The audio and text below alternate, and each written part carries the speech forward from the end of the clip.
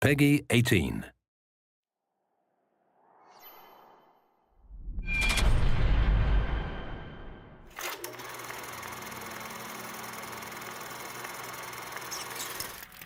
When you think about BioShock Infinite's characters, in BioShock 1, I think the biggest character in the world was actually the world of Rapture. And I think with Infinite, we're continuing that tradition as well, that there's a lot of narrative told in the world, and very much probably on the same scale as there was with BioShock 1. But we also saw an opportunity to bring the dynamic element of storytelling to the characters. And our challenge is, of course, is that we don't have a very presentational medium. I mean, you think about storytelling in a lot of games, you're thinking about going to a cutscene or being locked into place, and that's not something we really like to do.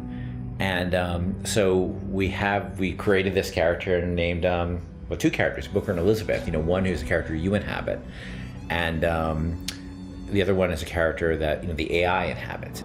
Back there at the shop, what you asked me to do. Let's not discuss it. No, what did that thing do to you? If he were to take me back, that's death, Mr. DeWitt. Or something so like it, I cannot tell the difference.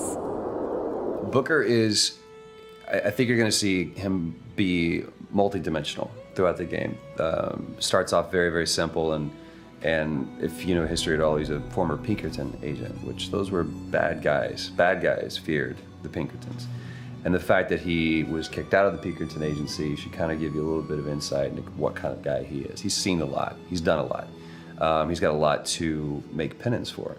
And when he's presented this opportunity, which at first is just a job to him, of getting Elizabeth out of her gilded cage and taking her from point A to point B, that's where I think his journey starts, not just in a literal sense, but more of a metaphorical sense as well. Looks as if some desperate fella called this place home. What does that make us?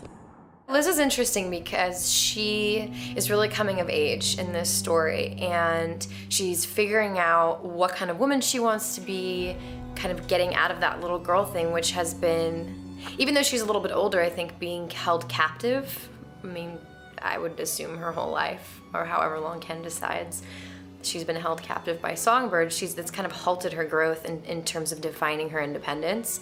So she's figuring that out, and she's very sweet, very compassionate, and also very headstrong, which I like that about her.